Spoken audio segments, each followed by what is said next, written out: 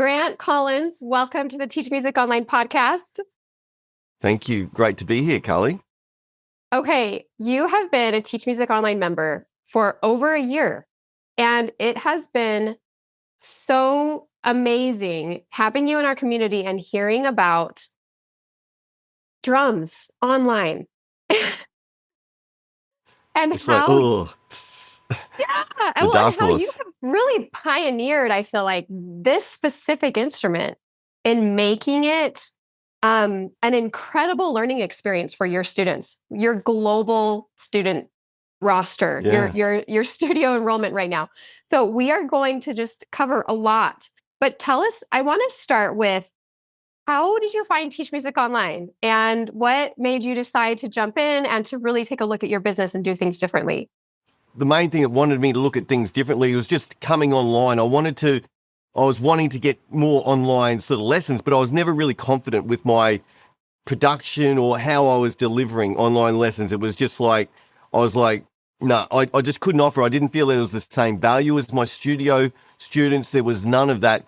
And I was like, okay, I need some help. And I just sort of did some Googling and originally got onto your podcast. I was just started listening to some of that and some of the, you had obviously some awesome advice there that you're dishing out and, just some of the teachers and how they were using their setups. I was like, well, that's what I need, and I'm a big advocate for, personal development and growth and all that sort of thing. So I was like, no, look, that's what I need if I want to get and be teaching online, just for our family situation here, makes it a lot easier and stuff like that. I need to just learn how to do it properly, because you can YouTube the heck out of things and you get a million different points of views but you just need a system that you can just work through. Let's just do this one, and obviously from listening to your podcast, it was what you were doing works. So yeah, that was the main instigator behind doing it. How, I just needed to know, well, how do I set things up? How do you, just get curriculums happening and all that sort of thing. And yeah, and I've had that and then some, from TMO. It's been absolutely awesome. You have been a really fun part of our community because you like to share in our Friday wins, things that are going well, what you're working on next. I know you did a social media push where you were posting every day for 30 days. You've posted about recitals. You've posted about your hybrid studio. You've posted about doing community meetups on the weekends virtually. So there's a lot to discover with what you have built. I wonder if you can share the journey that led you to establish an online drum studio and what inspired you to transition to this model.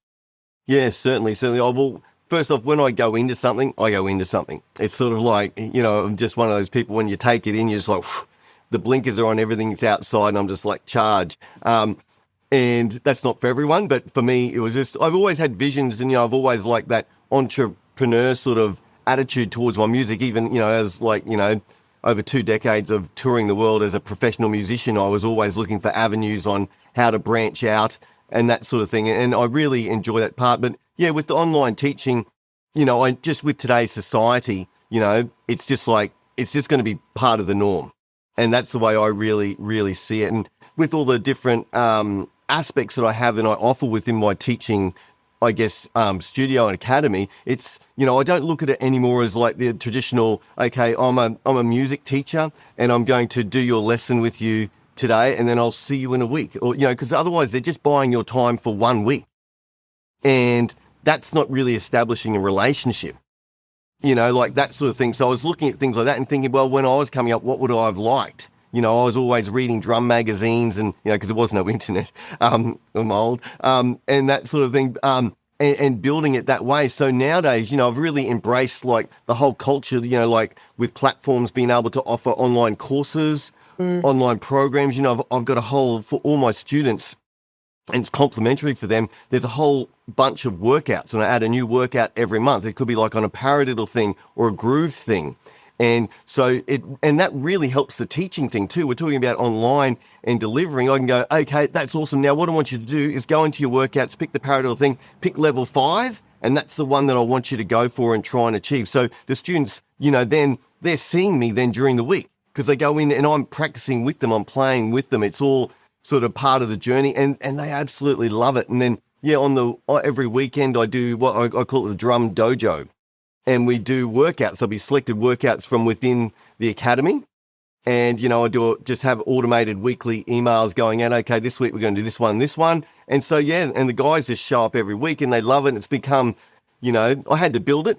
Like the Mhm. first 3 months was me, just me sitting there by myself. But I was like, you know what? I need to do this. I need to build it. You got to show up. And I was like, I'm going to show up. I'm going to get this habit of just going in there, just doing it every week. And it was good those first few months. I got better and better at it. And then all of a sudden I had one person go, yeah, yeah. And I was like, whoa, okay, it just got real. But I did it with them and they loved it.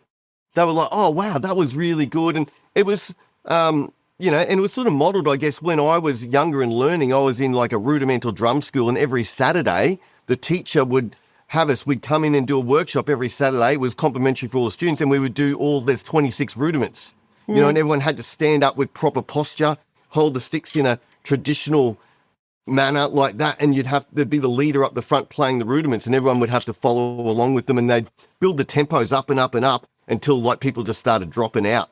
And for me, especially when I started there, I was like, oh, you're not the worst, but you're not good at it because you haven't done them before. But it was really encouraging for me to go, oh, there's that dude. And there's that healthy sort of friendly, oh, I want to get up to his level. And I'd start pitting off people. He's the person I want to get next week.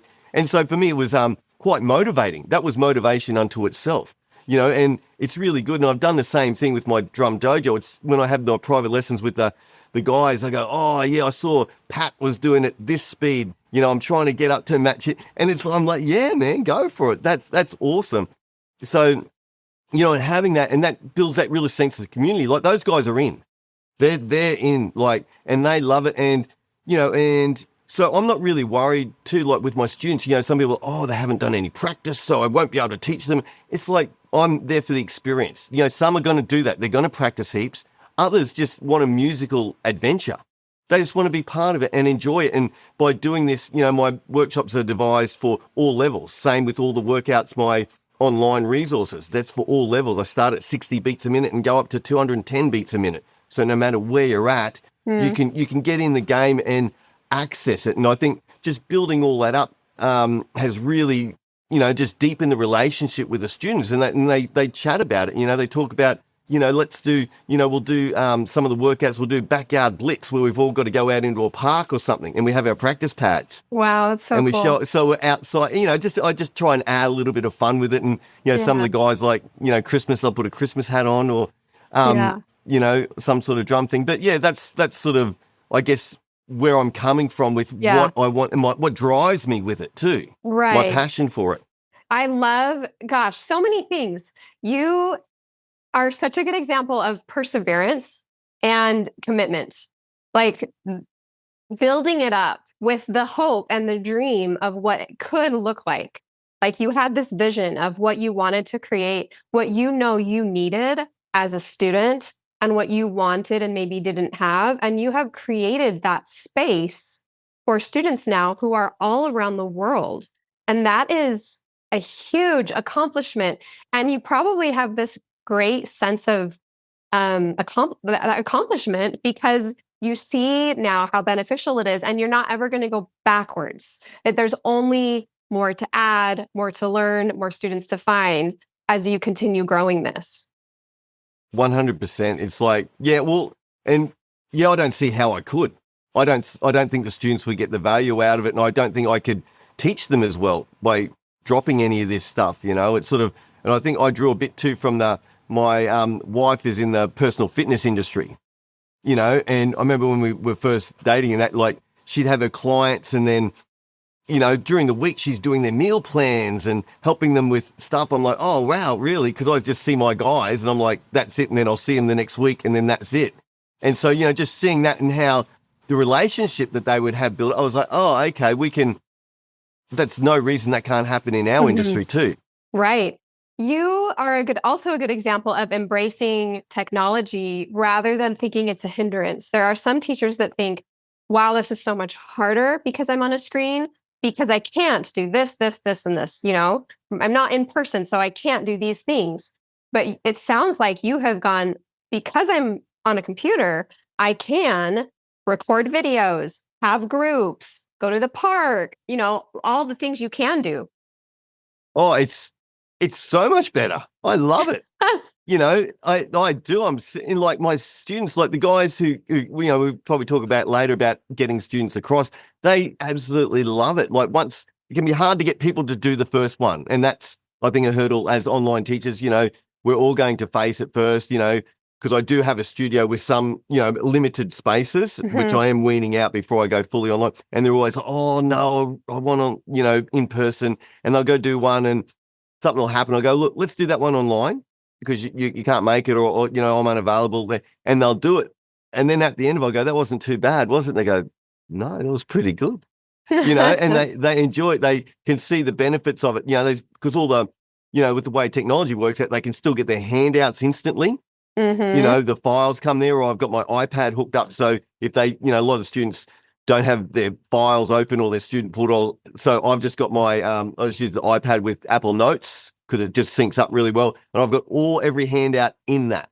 So if they need an exercise or something, I just bring it up on that and that gets put up on my screen and bang, here you go. Let's look at number 5. I can zoom in, blow it up if they're on a phone, because a lot of students are on phones and that sort of thing.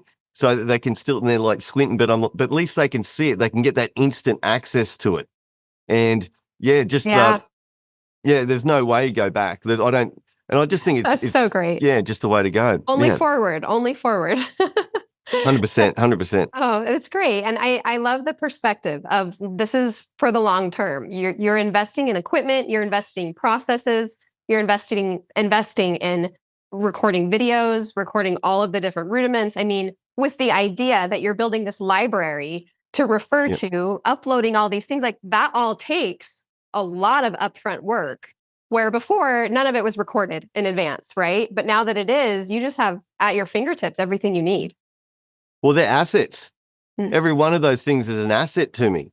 Like eventually down the track, I can use them as lead magnets. I can go, hey guys, okay, sign up and you can get your free, paradiddle workout thing, no matter if you're here or here. So, like that sort of thing, they can be 10 years old. That the rudiment's not going anywhere. It's like learning a C scale. That's not changing.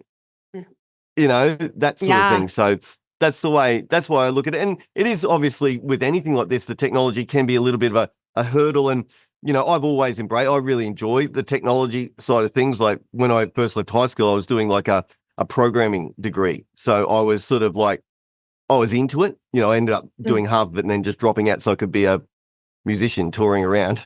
But but I've always liked that. And even with some of the things I use today, it's sort of, companies want you to use their stuff. They're not trying to make it too tricky. There's often help, forums and things like that we can get and, to just do it. So I don't think we should use that as an obstacle at all. It should be something we should embrace as part of our businesses, how we can nurture our business, make it better, serve our clients, our students even better, because in the end, that's what it's about. If we're not serving them, we don't have a business. Amen. Yeah. It's about, you mentioned before retention and how you have this vision of keeping your students for the long run. And we need to be thinking about retention as we build out those systems. It's what is the end experience they're getting during this lesson? What makes someone want to come back? What makes them tell their friends so that you can have growth? Their other drummer communities, like that retention needs to be a built-in thing we as teachers are always considering. Well, 100%. And as they say in any sort of marketing, it's a lot easier to keep a customer than it is to get a new one. Absolutely, like that sort of thing. There's no onboarding, there's no trial lessons. It's like, well, cool, you got them. And a part of that comes down to like with TMO, it's great you guys get us, own the gold ring. I forget what's it called when you get the gold ring? The certification. Certification, yeah. Yeah. And you've got to do all your curriculum. And at first I was like, oh, I've got like a million worksheets, because I do all my own. I don't work out of books. So I was like, okay, but it was easy because I'm a mad mind mapper. Like anything that, we're having people over next Saturday on mind mapping what's happening, what we need. Like I just need, because my brain just thinks so fast. I just need to get it down on paper, to get those ideas. So I just started doing that. It was mind mapping. And then I just moved it into all the categories. I thought, okay, this is that level. And the structure was like, oh, there we go. That's awesome. It takes you a day and then you're done. And then it's so helpful moving forward, Oh, so helpful. things that no one wants to do. But once we do them, Yes. so helpful. Yeah. And go ahead. And that's why it's good, like, like doing the program, like the TMO thing. That's why I wanted to do it, because I knew I needed that structure and I needed like just some direction, because everyone sort of knows what you need to do, or you have an idea, and Mhm. then do you do it? No, not really. But then someone like, with your courses, it's all like laid out, do this step, because we can get overwhelmed with Mhm. everything. But, you just do that one step at a time. But having those curriculums, like I was saying, if I'm doing a student and we're getting onto something, like, oh, okay, there's another teaching sheet, worksheet I've got that will work really well for that. Take me 30 seconds to go into my music stuff, Mm. dump it into their student folder, and it's there. Okay, do you want to bring that up for me? And if they don't have it, just bring it up on the thing. And, and that was one thing that was killing me in the past, Yeah. because I'd be working with a student. I want to do something with them. I'm like, oh, I've got this great handout, but they're not going to see it. So just having all that organized, Yeah. it's sort of like, I'm like, wow, this is what, that's why I'm so confident with my online delivery now, that it's like, this is going to be better. I've got like, and Mhm. camera setup, it's not complex. I just got the forward one here, one overhead, and then one on the side, so they can see, like, if I'm doing wrist angles and all that sort of thing, so they can get a really good look on that. And it's not complex. At first, when you get into this tech stuff, you're going to try a million things and have it all, and then Mhm. you spend most of the lesson showing the kids about all this. Oh, look at this thing I can do here and all that. It's like, okay, let's just get back to basics. Like, this is my core shot, and then the others are to enhance that experience. And that's something, especially the overhead is awesome, because they can really see the movements as you move around. Like, if they have to move from snare drum to floor tom, they visualize that, Mm. or I can drop in like just a second screen in over here sort Mhm. of thing too. And and they really beneficial, that sort of thing too. So, just with the setup and and So having that great. curriculum there. I'm curious, are you recording your lessons for your students so that they have access to the lesson as well? No, Okay, that's totally I could, fine. but I could, but no, I'm like, yeah, like I remember when I used to get lessons, the teacher never even wrote anything out. I used to do 2 1-hour lessons a week, and it'd be like at the end of every lesson, brain dump, just sit there writing Yeah. everything we did. Well, So and I want them to have the retention, but I do all their lesson notes. I'm yeah. in my music stuff, any handouts and all the stuff we worked on. It's all listed there, and I don't think many of them, to be honest, would go back and Would view even it. use it. Would even use it. Well, I was Yeah, going to say you have your other videos and I exercises just send them recorded, there. and those are much easier to refer to as like a short video than an entire Yes. lesson. Okay, you have students around the world. Tell us Yeah. where some of your students are located. I actually had someone recently in our Facebook group in our challenge say they were a drummer. I said, "That's so great. You're a drummer." And he said, Grant is my teacher. He's my instructor. He's incredible. He's Oh, that's lovely. amazing. And so he's learning. I can't remember who it was, which of your Yeah, students. Crag. Was it Crag. Craig? Okay, that's so Yeah, yeah. cool. So Yeah, tell us yeah, where your students are. Yeah, and how are you marketing finding these students? yeah. Well, like domestically in Australia, yeah, I've got students from everywhere, from all the different states, like Perth, New South Wales, Victoria, even Tasmania. So that's really cool, and I guess that's where it sort of started, because this is my home base. You're probably Australia is known. huge too. It's a It's just yeah, enormous. it's there's big travel, that's for sure. So yeah, and that's been really good, and I've really enjoyed that, because I've done a lot of touring, around the world, but also through Australia, and so it's great. I've been able to get those students who might have done some tours and like, oh, would have been good to get lessons with me, and then bang, I'll go, well, okay, let's jot into an online session, let's do it. And then I've got students in the UK, in the USA, Canada, and there's even one in Malta, Oh, which is between Africa and like Italy or something yeah, like it's that. Yeah, beautiful. yeah. So between those places, it's going well. Yeah, and Hong Kong. Wow. That's so Yeah. cool. So where are these students how are they finding you? A lot of it will be coming from my social media, Hmm. like just because I've done, did a big push on all that, just showing up, just being regular with posting, and then you just see it grow, and then people would just sort of start to contact you, or contact me, sorry, just Hmm. saying, oh, inquiries. So that's been a big part about it. I think, and putting on the social media thing, I've been exploring, as you do, you've got to try different things to see what works. I do some good performance ones, and sometimes they would work. But I'm finding at the moment, just speaking on the camera, which doesn't take any editing, because when I do the drum stuff, you've got to do editing because the sound, and it's a lot more productive. But just to get those quick 60-minute ones, I'll just, every day in my task list, I have a thing. One of my daily tasks is to write out a new social media idea. I know I did want to talk about Mm. community, and tell us a little bit about how you gather for community. You call it what is your jam session called? The Drum Dojo. Drum Dojo. Tell us about Drum Dojo. The Drum Dojo. Oh, it's also, that's where we do our workouts. This was a reflection from, I mentioned earlier about how every Saturday morning we do the workouts or the rudiments classes with my old school teacher. And so that's basically what the Drum Dojo is, because the dojo represents a workout session, that sort of thing. And yeah, every week we have 2 different workouts. One's generally going to be a hand workout. So we'll do a rudiment. And then the second one will be a kit thing, whether it's like a motion thing around the kit and moving around. And we basically, it's just like building, say you were learning scales. You might start at 60 beats a minute, like that sort of thing. And then every minute and a half, or I wing it about 2 minutes, whatever, I just take it up a certain amount, whether it's 5 beats a minute or 10 beats a minute, depending on what it is. And we just keep going till there's no one left able to play. But I always give options though.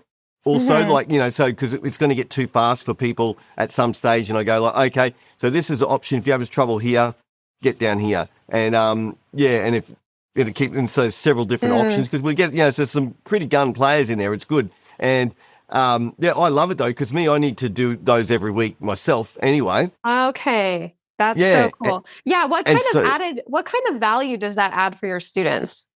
Oh, it's immense. Like they love it. Like I've had a few contact me about it, and especially like new guys, I try and get them along, and they're like at first, I don't know what this thing is, but they'll come and do one, and at the end of it, they'll always go, wow, I just got my butt kicked.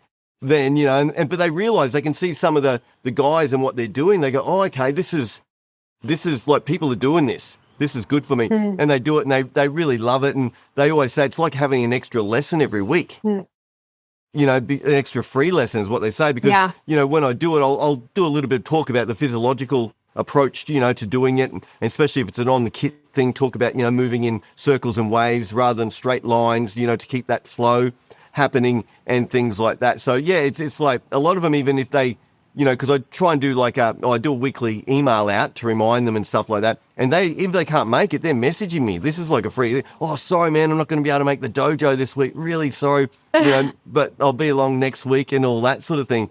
Yeah, because it's really, really built it up, and the guys are getting to know each other and that. But yeah, it's such a value add. And it's also something though too, like for all the members of my academy, because I have a thing called the Drum Chop Accelerator, and that's got all these workouts in it, and then plus the dojo. But I sell the dojo independently too. People can book into that, if they just want to do a one-off class.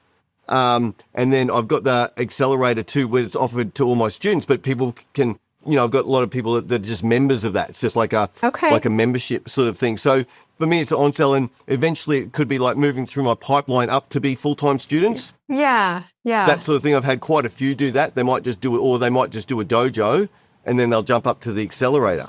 So tell us about that funnel, or how is it set up? What are you charging for? What are you not charging for?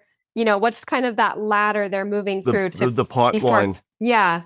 Well, it starts like, I guess, like if you come on board with me as a regular student, like at least like fortnightly or weekly, then that's included. That's just, it's part of your I guess, your membership is included with your lesson. Yes, that's correct. And then from that, then I've got the academy with all the workouts, the Chop Accelerator. That's a standalone product. Okay. Which, it's included with the academy, but you can join that as a membership, either 6 months or monthly, 6 month or annual. And then the Drum Dojo is just a per session if you just want to do one of those. Okay, so that could be. I see a thumb. Where'd the thumbs up come from on the screen? I think that I know. If I just talk like that, it just. Thanks, Apple. That's great. Do you have that set up? So it's like No, I don't know how to turn it off. on Like Zoom I think or on it's on no matter what, because I use a different platform than Zoom. I use Sessions, and what it are you streaming comes up on through? that. Um, oh, you mean now, like, or just in general for my lessons? Right now, what's the different software that you're streaming through? Well, I'm just using an ATM Mini, but it's basically just a webcam in, but it does that on my iPad or Okay. everything. Yeah, That's apparently it's good. something Apple infused into their It's like operating little system. like a symbol Yeah, or like code word or yeah. oh. Oh yeah, because I do some kids still do like their FaceTime lessons because that's just where they're at, and yeah, they know them all, and they're like, oh, do this, man, Oh, and like that. it's so good. I don't know that I've seen that before. I love it. It's Oh, good a few times at first. Yeah, it's great. so I Then want after to a know while, what's next for you. Like, are you happy with where you're at, with how you have it set up, or what are you looking towards if not? yeah. I'm obviously happy, and I'm building the private student thing up, and it's coming nicely. But that's really I think that's the start of it all for me, to be honest with you. You know, because to scale, if I Yeah. just keep getting students, I'll be very time poor. And so eventually the scale will be membership, you know, because I've got courses that I have also besides all my Mm-hmm. workouts and all that, which I sell independently and they're Mm-hmm. individual courses. But eventually I'll move them into an academy and add to those and, yeah, scale it like that where it's a full-time membership and I can offer my time. Then I could do more classes during the week. I can go, look, I can do 3 1-hour sessions during the week at all different times for different people Right. in the world because I'm not teaching online. I'm not spending, you know, those hours one on one. So I think to scale, that's going to Right. be the way to go down the track. You know, I'm still enjoying the one on ones. I still really, I get a good vibe out of it when I'm doing it too, and I don't Mm. want to lose that. But you know, just looking down the track, that and projects, you know, even because I've learnt a lot through this, I'd like to help others, you Mm. know, get the same sort of thing and give them some guidance and assistance and that sort of thing down the track too. Oh, it's amazing thinking the opportunity with virtual and building exactly what you want to build.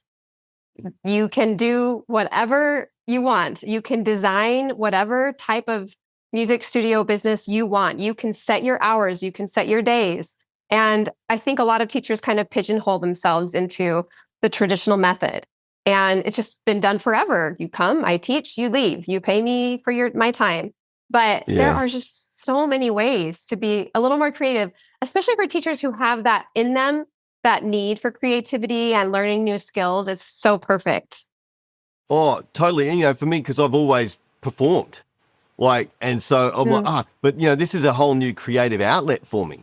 Like in my courses, and you know, I did a course on videography, how to do video stuff and edit and get lighting and all that. That's you know, so I use that in my courses and a sound course, you know, how to use Logic, which is what I use to mix all my drums and that. And yeah, and that was also I really enjoy that. So now I like getting in there and messing with different color overlays and you know Mm. and just in editing and all, I find that very creative, a very creative output as well. So you know that's sort of that part of me is getting serviced, which is good. And I Yeah. think Oh, for teachers, as you were mentioning about like, you know, rather than that traditional, here you go, here's your apple for the lesson, and then I'll see you in the next week or something. But it's sort of like because everyone has their own sort of little quirks. Like you might get a book that you want to teach out of, but there's always a few things in it. You're like, well, I don't really do that way, and you've got your own little thing way that you like to do it or get it across to your students. With the online thing, it's so easy. You just put a camera mm. there, discuss the way you want to do it and put it in there. So you've got your own system. You know, it's your own thing. And that way it aligns with the way that your values as a teacher and the way you want to Mm. approach it, the way that you want to get information across. You know, because teaching out of a book's good, but you need that guidance of a teacher to escort you through it. And everyone here is, you know, we're teachers. We've done all the basic Yeah. rudimental sort of things. We know how it goes, and we would all have had our own experiences, both as a student learning how to do them ourselves, but also working with a diverse range of students on how to deliver it. And Yes. that's where you can put your own signature on that, and you put it in your own little course. And the good thing about it is, like with my courses, I've got these people in my system. They're my students. They're coming along. They're part of my community. I put a new course out. What do you think they're going to do? Are they going to buy it? They're going to go, yeah, I love this stuff that we're doing here. And it's there, you could make it a low ticket thing or whatever. It doesn't have to, we're not trying to rip anyone off. We're just trying to deliver, and it's great value. They buy a course which could take them 6 months to get through for the pittance to what it would take with private lessons. So I think it's a really good way for us to personalize our approach. And as I was saying before, they're assets. As soon as you do a course like that, even if it's 10 years old, I'm sure you've got some stuff in TMO. So I haven't checked out every backlog video, Carly. But, they're a few years old, but the information of them hasn't changed. It's like, that it's sort of thing. helpful. So, and I think we need to do that. And it can be, daunting doing the videos. I remember when I first started doing them, I'd do like a full day and I'd get home and I didn't have the audio switched on or something like that, But, you're going to make mistakes. It's like anyone doing an apprenticeship, but, it's not going to be every time you do it. And you'll just get more comfortable with it and you'll start to see how you talk. You go, oh, okay, I was going like this. So students, when you step on, like that sort of thing, and after all you realize, well, it's awesome. I just picture there's someone there and I'm just having a chat to them. And that's what they relate to because that's who we are too, how we approach it. So I would really encourage all those teachers out there to do it. Just put your phone up, whatever you've got, and just start doing it, even if it's just some little video lessons for your current students to go, oh, I just did this little thing to help you with your scales, just to get used to it. And then you can start to tailor and get bigger and better sort of things happening. Oh, this is so great and so encouraging to hear the validation, I guess, knowing that it's worth the time and effort to learn those skills.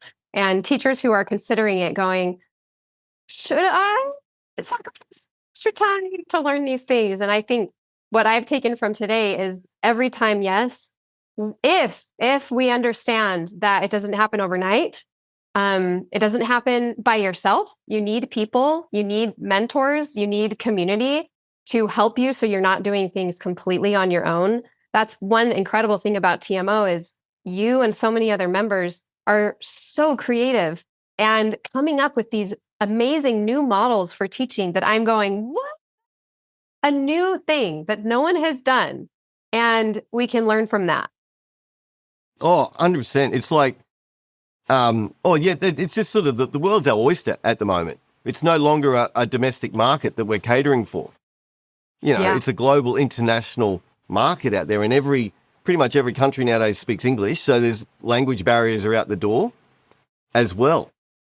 It is. And like you said, there's so many different ways we can be teaching nowadays from that traditional model. And, and I've been, I like looking at other businesses and different genres of, that sort of one-on-one coaching or whatever it be, and look at how those people are doing it. How are they presenting their stuff? What are they including into it? How do they keep me hooked in? How are they marketing it? And I'm going, oh, okay, I can, do my thing with it, but I can learn from that, So yes, I 100% agree. Yeah. This has been such an enlightening conversation. I knew it would be. Can you tell teachers listening how they could find your website, what your website is, so that they can come and learn more about what your offerings are? Yeah, certainly. For my drumming website, it's just grantcollins.com/academy. You can check that out. And if you wanted to see my dojo, it's just grantcollins.com/drum dojo. And then Facebook, just Grant Collins Drum, Instagram, Grant Collins Drum, YouTube, it's Grant Collins. Yeah. Thank you so much, Grant. It was such a pleasure. My pleasure. Thank you very much, Carly.